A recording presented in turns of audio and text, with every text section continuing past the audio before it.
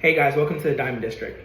So today I wanted to cover, to me, one of the most helpful quotes I've ever came across, and what does it mean, how do you apply it, and how can you use this quote for you to see consistent every single day results.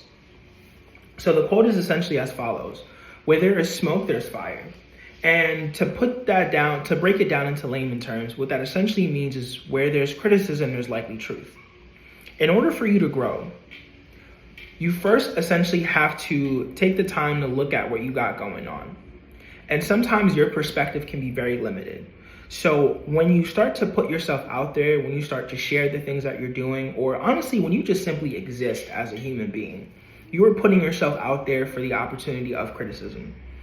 And the beautiful thing about criticism is whether somebody is just blatantly hating on you or a close friend who is trying to show you something, either or could have truth in it, whether it's the hater or the friend.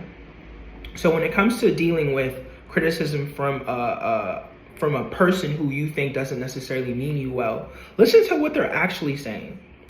Because though that person may be projecting onto you, you can take this information and do one of two things. Take it, assess if you're doing any of these things, and if you're not, perfect. Take it and assess if that's something that they're doing and they're failing because of it. Make a mental note to never do that. It's as easy as that. It's as easy as that.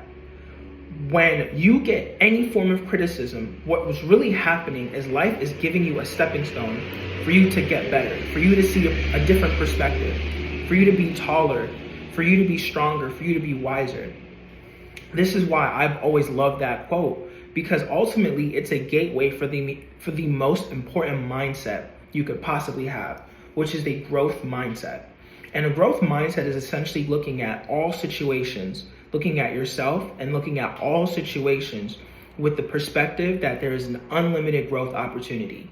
And this is incredibly important because essentially you are operating in an unlimited capacity for how much money you can make, how much joy you can have, how much happiness you can have, how many relationships you can build.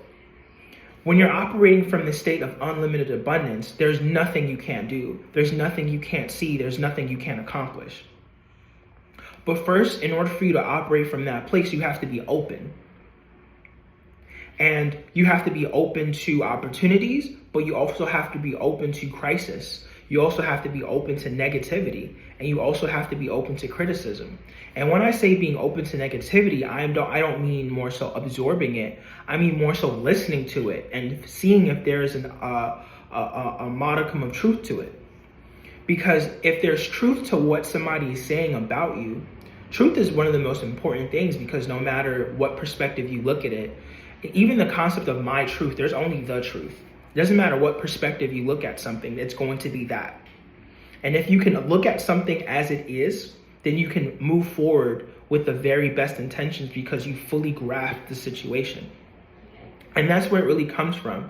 It's from essentially taking whatever type of information you're getting, positive, negative, but specifically in the negative realm. Because when it comes to handling criticism, when it comes to negativity, we tend to shy away from it. We tend to run away from it.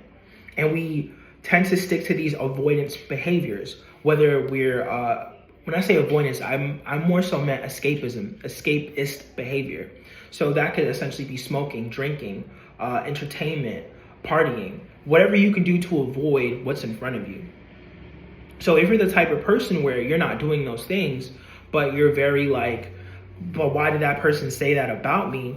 You're looking at the situation wrong. You're not fully entering that growth mindset that's needed for you to start really seeing like ridiculous results within your life. Understand, in order for you to see any type of results in your life, it requires you to get 1% better every day. It requires you to get 1% better every day in all the things that you're doing. And if you just want to simply focus on one thing, then just focus on that one thing. But by getting 1% better in that one thing, you're going to get dramatically better within a month, within 6 months, within a year. So if you were to simply apply the criticisms that you've heard throughout life, where it's like you're a selfish person, you're undisciplined, you're lazy, listen to the criticism of your parents. Listen to the criticism of your partner. Listen to the criticism of your friends. Literally today, I told this like really ridiculous joke, and I kind of noticed my partner's reaction. And she just was like, first she took the time to understand like, well, why would you say that joke from that perspective? And essentially I was just like, just to ensue confusion, because I think that's funny. And I saw her literally just completely dismiss it and move on to what she was doing. So I kind of, for some reason, started to really reflect that, like, And this is the type of comedy that I tend to do quite often. And then I started to realize, like, you know what? This activity or this perspective or these jokes or whatever the case may be, like, they don't seem to align with the person that I see myself being and becoming. So when I asked my girlfriend for more insight, she gave me insight, which I could essentially take as criticism. Because she was just essentially like, those jokes are kind of a waste of time. And you kind of put a lot of deliberate thought into them. And it's like, okay, great. I'm unknowingly doing things that clowns do. And I don't want to be a clown. So now I'm going to drop that habit. And now I'm not going to focus on just like trying to be funny. If something is funny, I'm going to be lighthearted about it. I'm going to be humorous about it, but I'm not going to be a clown. That is a very small example. But that exact structure of noticing like, diving deeper into a possible criticism and now applying it where it's just like, I'm going to use this to get better, because it just doesn't really make a lot of sense for me to keep doing something that doesn't even align with who I'm going to be. One of the most amazing, I wouldn't even say amazing, I would just say more so perspective shifting statements I've ever heard was, people hold on to personas that no longer serve them.